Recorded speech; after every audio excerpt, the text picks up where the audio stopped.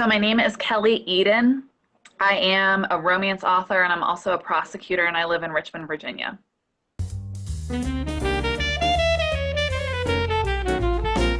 Talk about your writing process. How do you write? So a lot of people who do it, they call it pantsing, and they just sort of have an idea and they work off of that. And of course, the only other lawyer and I in the group are like, no, we plot everything. So I have an outline going in and I have all of my plot points and I know exactly what points I'm trying to get to. And then I kind of fill in the details as I go along. Describe your writing style to anyone who hasn't read your books before. All of my friends in real life who have read them say that if you meet me in real life, reading my books is sort of like a stream of consciousness in terms of how I talk. So I'm very sarcastic and a lot of times inappropriate. And I think for me, the thing that's always missing from romance is people write romance novels with these perfect characters who make perfect decisions. And that's not very realistic. And I think we do women a disservice when we continue to write characters like that. So my characters make a ton of mistakes and do all kinds of ridiculous, embarrassing things. And about half of it is based on things that I have done in real life. So that being said, romance has certain rules, certain structure to it. So what's one of those that you always follow no matter what? I am a happily ever after person. I always write a happy ending. Are you someone who needs music or watches clips or has a go-to something while you're writing, or do you prefer silence? I prefer silence. I tend to brainstorm, I've realized, a lot when I'm driving. And then by the time I sit down, I just need it quiet so I can focus.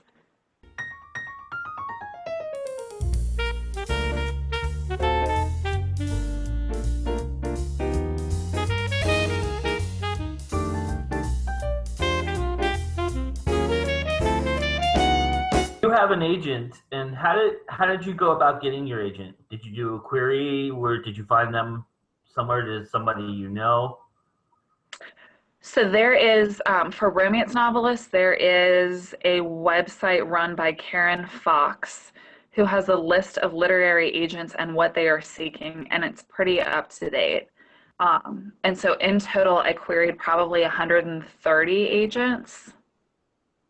And I got a very positive response from Blue Ridge Literary Agency, and it turns out that she actually doesn't live that far from me, my agent Dawn Dowdle, and she's been fantastic.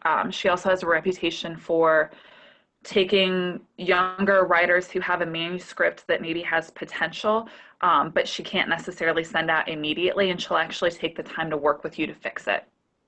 So give one tip to everybody about writing the query letter. Probably my biggest advice is make sure you're querying someone who is selling or representing what you want to sell, and actually read their website and see what they're looking for. And another great thing is if you can think of authors that they are representing that are similar to you in some way, that's a great pitch point too. Like I have been told by Grand Central, so I know that they signed me because I remind them of Marina Adair, and I just came out on a list of 20 authors to read if you like Jill Shalvis. So because they want small town romance, small town sweet romance with, you know, some heat level.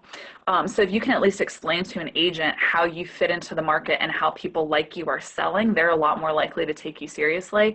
And then if you write in enough of your voice, then you can show them that you fit into that niche, but you are not the same as everybody else. Give one tip to writing a steamy sex scene.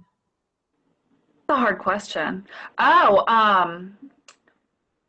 I think really, really good advice I got that they talk about for romance novelists, and it pertains to everything, but definitely the sex scenes, is using all 5 senses so that you make it a complete experience so the reader can feel like they are immersed in it.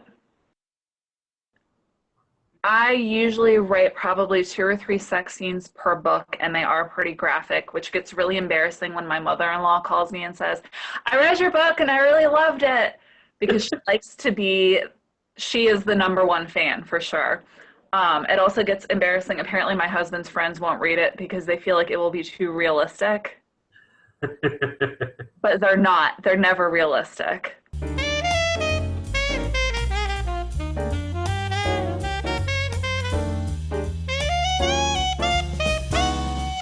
You have had major success in your life doing, trials and being a lawyer.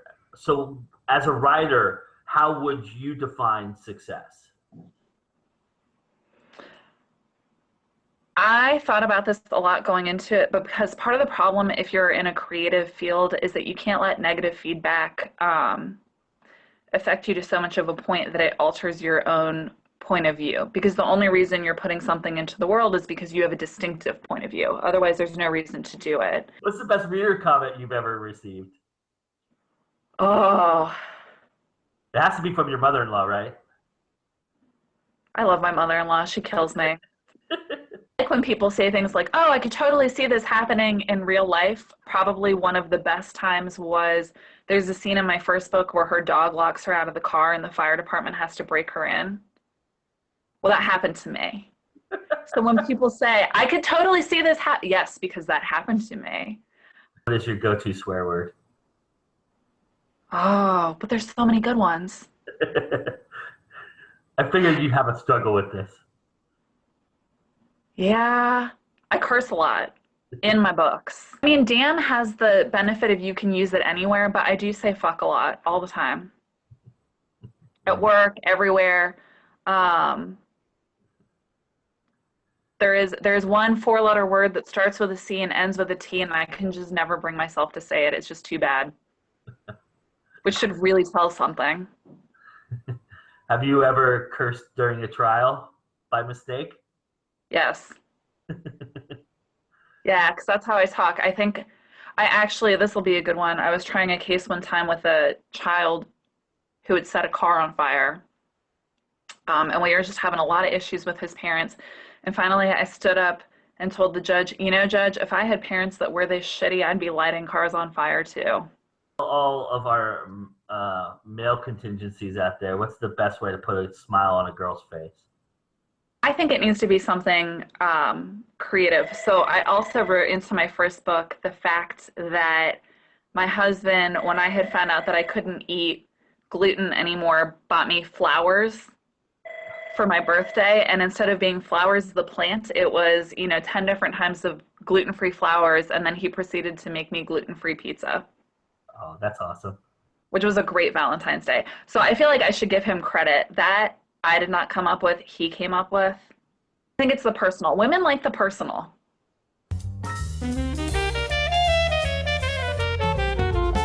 Website is Kelly Eadon, KELLYEADON.com.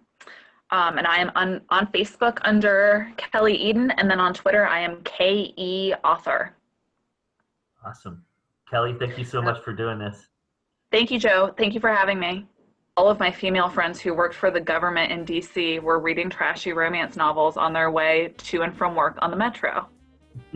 We're a huge market. There are a ton of smart women that read romance. We're a huge market.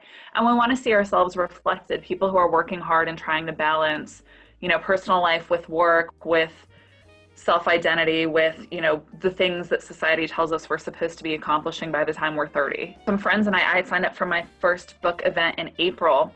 And it was this woman who was, self-published under her real name and hadn't done a lot of marketing and hadn't really made it big.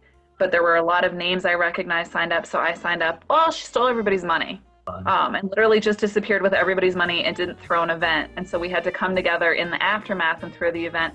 And that bothers me because I think there are people who want to be part of the industry that don't understand that it's a lot of work. Yeah. And so they just inject themselves, and it winds up bringing the whole brand down. Yeah, and it destroys the credibility that indies are building up these days. And it really, to hear stuff like that, we've done a good job of filtering those type of people out. So to hear that, that's disheartening. Well, so I will say karma is a bitch.